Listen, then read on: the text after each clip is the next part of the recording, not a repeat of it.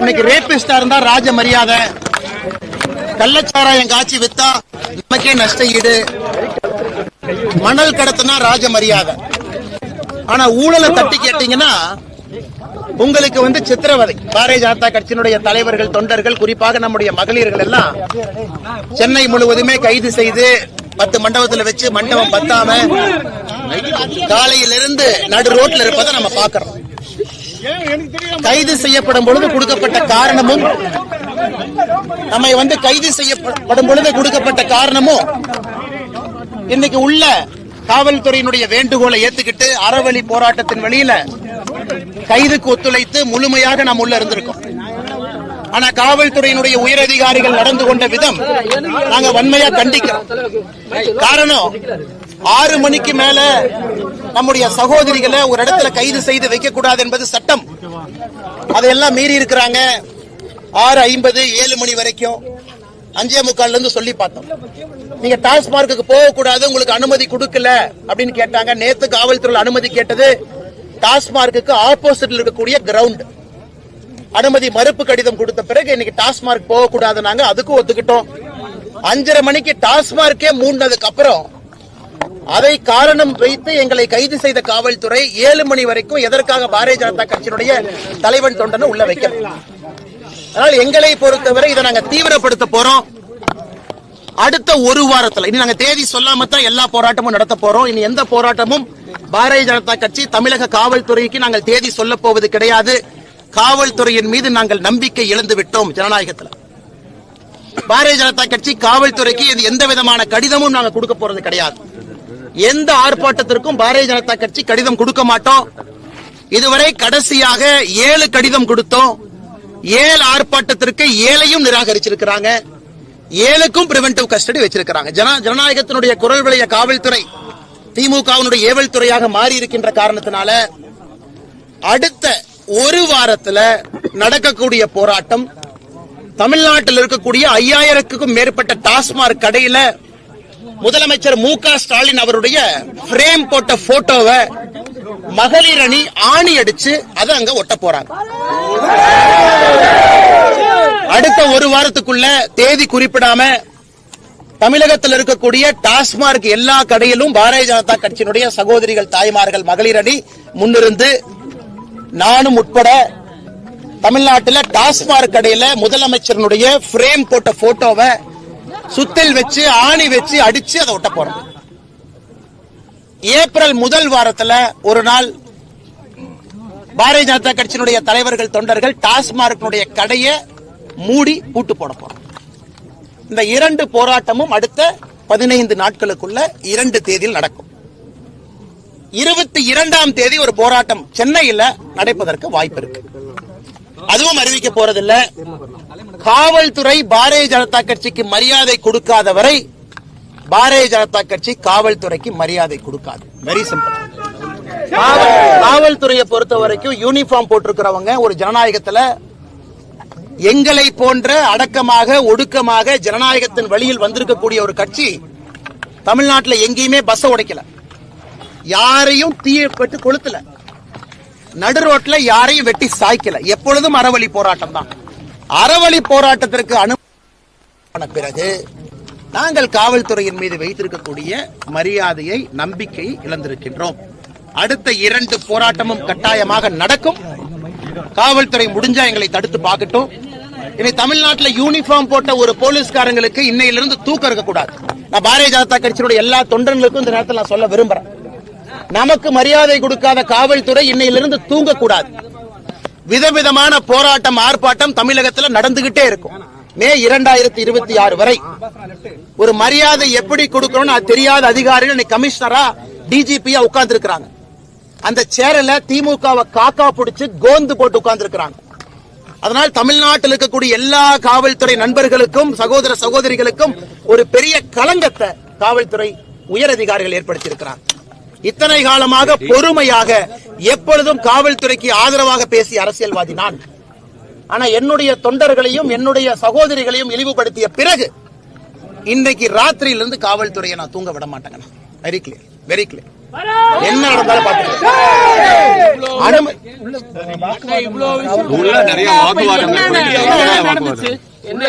அவர்கள் எங்களைய கைது செய்ததற்கான காரணம் சப்மிட் பண்ணிட்டு ஓகே, நாங்க டாஸ்மார்க்ல எதுவும் உடைக்க போறது இல்ல, லா அண்ட் ஆர்டர் பண்ண போறது இல்ல, எந்த பஸ்ஸையும் நாங்க போய் கொளுத்த போறது இல்ல, நீங்க லா அண்ட் ஆர்டர் ஆன்டிசிபேட் பண்றீங்க, ஓகே நாங்க கட்டுப்படுறோம் வாங்க. டாஸ்மார்க்குக்காகத்தான் இந்த பிரிவென்டிவ் அரெஸ்டே நடந்திருக்கு. நாங்க போய் தமிழ்நாட்டில் வேற எந்த விதமான சம்பவமும் பாரதிய ஜனதா கட்சி பண்ண போறது இல்ல. 5:30 மணிக்கு டாஸ்மார்க் கடையே மூடிய பிறகு லிட்டரலா சண்டை போட்டு தான் வெளியே வந்திருக்கும். இரவு 11 மணி வரை 12 மணி வரை உட்கார வைக்கணும். இது என்னது? இது என்னது? இது நியாயமா? ஜனநாயகத்துல நாங்களாம் எங்க வீட்டுக்கு போராடிட்டு இருக்கிறோமா, இல்ல நாட்டுக்கு போராடிட்டு இருக்கோமா, சமுதாயத்துக்கு போராடிட்டு இருக்கிறோமா? நாங்களாம் செல்ஃபிஷ் பீப்புளா? நாங்க இந்த சமுதாயம் திருந்த வேண்டும் என்பதற்காகத்தான் இந்த போராட்டம் நடந்துட்டு இருக்கு. அதற்கு மரியாதை கொடுக்க தெரியல. ஒரு பாரதிய ஜனதா கட்சியினுடைய தலைவனை தொண்டவனை மண்டபத்தில் அடைத்து வைக்காம நான் சென்னை ஃபுல்லா சுத்துவேன், ரோட்ல இறக்கி விடுவேன். இருக்கக்கூடிய மண்டபத்தில் டாய்லெட் சில மண்டபத்தில் இருக்காது. பெண்களுக்கு 6 மணிக்கு மேல என்ன மரியாதை பெண்களுக்கு சட்டத்தின்படி கொடுக்கணுமோ கொடுக்க தெரியாது. ஆனா நான் எங்க மேலதிகாரிகள் சொல்லிட்டாங்க, டிஜி சொல்லிட்டாங்க, கமிஷனர் சொல்லிட்டாங்க, நாங்க உங்களை நைட்டு வரைக்கும் வச்சிருப்போம்னா எப்படி அந்த இதை நாங்க எடுத்துக்க முடியுங்கண்ணா? இது ஜனநாயக முறைப்படிதான் இருக்கும். அதனால நான் காலையிலேயே உங்களுக்கு சொன்னேன், எல்லா ஆர்ப்பாட்டமும் நீ தேதி இல்லாம தான் நடக்குங்க. நீ தேதியெல்லாம் உங்களுக்கு சொல்ல போறது கிடையாது. சிஎம் வீட்டை முற்றுகையிடுவோம் சொல்லாம பண்ணுவோம் அப்படின்னு சொல்லிருக்கீங்க. ரகுபதி அமைச்சர் அவர்கள் ஒரு பதில் சொல்லியிருக்காரு, வந்து பார்க்க சொல்லுங்க, டெல்லி போல உறுதியா வருவேன். அந்த கிரிமினல் ரகுபதிக்கு நல்லா சொல்லியிருக்கு.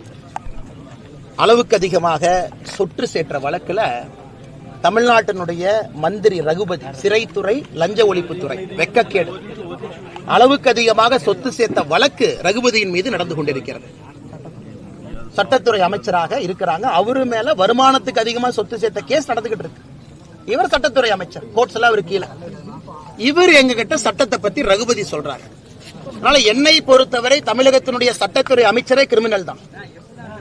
அவருக்கு சட்டத்தை பாதுகாப்பதற்கோ சட்டத்தை போற்றி வணங்குவதற்கோ அவருக்கு எந்த விதமான அருகதையும் இல்லை.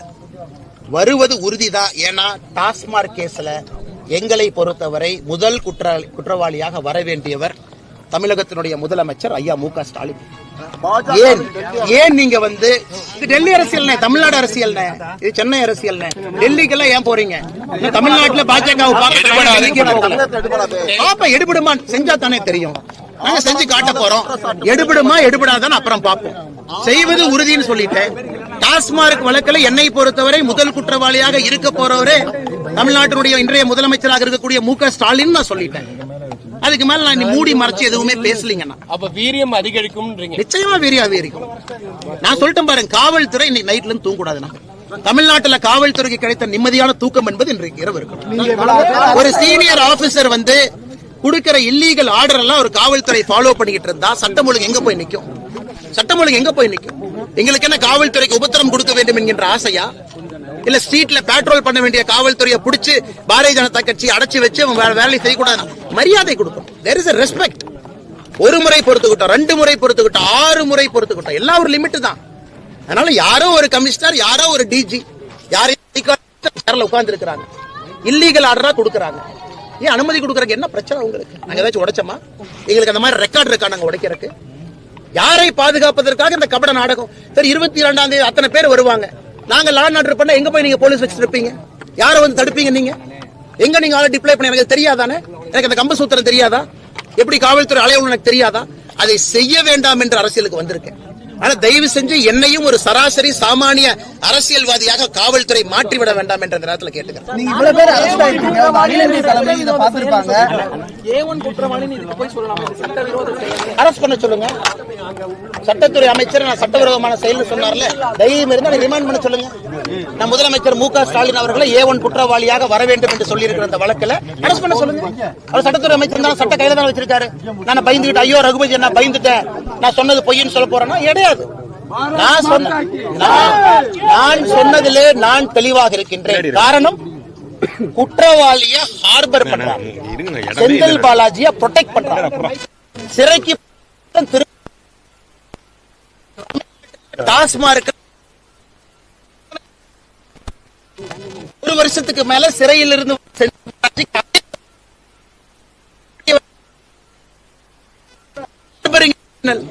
கூட இருக்காரு. முதலமைச்சருக்கு அது இது இல்லையா? நீங்க அமைச்சரா கன்டினியூ பண்ணுமான்னு கேக்குறாங்க. இந்த அடிப்படையில முதல் குற்றவாளின்னு சொல்றேன். ஏன்னா எனக்கு என்னுடைய மூளைக்கு எட்டின வரைக்கும், என்னுடைய கருத்து சுதந்திரத்துக்கு எட்டின வரைக்கும் எனக்கு தெளிவா தெரியுது சிஎம் இஸ் இன்வால்வ். அதனாலதான் அந்த நீஜக் ரியாக்ஷன். கடந்த 15 நாட்களாக தமிழக அரசு போடக்கூடிய நாடகம் எல்லாம் என்ன? டாஸ்மார்க்ல முதலமைச்சர் இன்வால்வ் ஆயிருக்காரு, அதை மடைக்கணும். அதனால யாங்க செந்தில் பாலாஜி மேல போக போறதில்லை. எங்களை பொறுத்தவரை முதல் குற்றவாளி மு.க. ஸ்டாலின். நாடகம் ஆடுறதை விட்டுட்டு மேல் நடவடிக்கை எடுங்கன்னு டிவிக்கு அறிக்கை விட்டுருக்காங்க இந்த டாஸ்மாக் விவகாரத்துல. டிவிக்கு முதல்ல வர சொல்லுங்க. ஸ்கூல் பசங்க மாதிரி உட்கார்ந்து பாலிடிக்ஸ் பண்றாங்க. டிவிக்கு என்ன சினிமா ஷூட்டிங்ல இருந்து அரசியல் பண்ணுவாங்களா? என்ன டிவிக்கு சினிமா ஷூட்டிங்ல உட்கார்ந்து பாட்டு பாடிக்கிட்டு நடிகைகளோட இடுப்பை கிள்ளிக்கிட்டு அரசியல் பண்ணிட்டு இருக்காரு விஜய். திரும்ப எனக்கு பேச தெரியுமல்ல. டிவிக்கேவும் பவுண்டரியை கிராஸ் பண்ணக்கூடாது. நானும் டிவிக்கேவும் மரியாதையா தான் பேசிட்டு இருக்கேன். அறிக்கை விடும்போது அறிக்கைக்கு ஒரு காரணம் இருக்கும். நான் என்ன விஜய் மாதிரி உட்கார்ந்து நடிகைகளோட இருப்ப கிள்ளிக்கிட்டு உட்கார்ந்து டான்ஸ் ஆடிட்டு அங்கிருந்து அறிக்கை கொடுத்துட்டு இருக்கேன். நான் களத்திலிருந்து போராடி கொண்டிருக்கின்றேன், களத்திலிருந்து பேசுறேன். இதென்ன ஒர்க் ஃப்ரம் ஹோம் பாலிடிக்ஸா விஜய்க்கு? அவர் இன்னொன்னு சொல்றாரு, என்ன ஒர்க் ஃப்ரம் ஹோம் நாடகம் யாரு பண்றாங்க? யாரு? விஜய் அரசியல் படிச்ச 30 வயசுல எங்க போனாரு? 50 வயசுல காலைல புத்தா எழுப்பிவிட்டு நடிகர் விஜய் அரசியலுக்கு வர சொன்னாரா? விஜய் யாரோட பி டீம்? நாடகம் யாரு பண்றாங்க? பிஜேபி பண்ணுதா விஜய் பண்றாரா? நாடகம் பண்ணுவது விஜய், நாடகம் பண்ணுவது டிவிக்கு. திராவிட முன்னேற்ற கழகத்தினுடைய பி டீம் தான் விஜய். இன்னைக்கு நான் ஆணித்தரமா உறுதியா சொல்றேன். தமிழக வெற்றி கழகத்தினுடைய நடவடிக்கையை பார்த்த பிறகு நான் சொல்றேன், திராவிட முன்னேற்ற கழகம் மறுபடியும் ஆட்சிக்கு வர வேண்டும் என்று ஆரம்பித்த சீக்ரெட் ப்ராஜெக்ட் தான் தமிழக வெற்றி கழகம், சகோதரர் விஜய் அவர்கள். ஏன்னா வரம்பு மீறி அவர்கள் பேசும்பொழுது எனக்கும் பேச தெரியும். மரியாதை கொடுத்து மரியாதை வாங்கிக்கணும். சும்மா இந்த குஷி ஆனந்த் உட்கார்ந்துகிட்டு இந்த அறிக்கை கொடுக்க கூடாது. நீ எல்லாம் ஒர்க் ஃப்ரம் ஹோம் பாலிடிக்ஸ் பண்ணிட்டு இருக்க. களத்துக்கு வா. அப்படியே படாம அப்படியே உட்கார்ந்து ஆக்டிங் பண்ற இடத்துல இருந்து அறிக்கை டைப் அடிச்சு அனுப்பிட்டு இருக்க. உனக்கு என்ன தெரியும் மக்கள் கஷ்டத்தை பத்தி? சிகரெட் குடிப்ப, மூவில ட்ரிங்க்ஸ் அடிப்ப, இதெல்லாம் பண்ணிட்டு டாஸ்மார்க் பத்தி பேசுறதுக்கு விஜய்க்கு யார் உரிமை கொடுத்தா? ஏன் மாஸ்டர் படத்துல விஜயோட கேரக்டர் என்ன? என்னன்னு சும்மா ஒரு குல்லாவை போட்டுட்டு நான் வந்து மைனாரிட்டி பக்கம் இருக்கேன்னு ஒரு நாள் வந்து இஃப்தார் வச்சுட்டு எல்லாம் வந்துருமானே? எனக்கும் பேச தெரியும். அந்த அறிக்கை எல்லாம் இந்த புஷி ஆனந்த் எங்க பக்கத்துல வச்சு ஒர்க் ஃப்ரம் ஹோம் பாலிடிக்ஸ் பண்ணி மாதிரி பாரதிய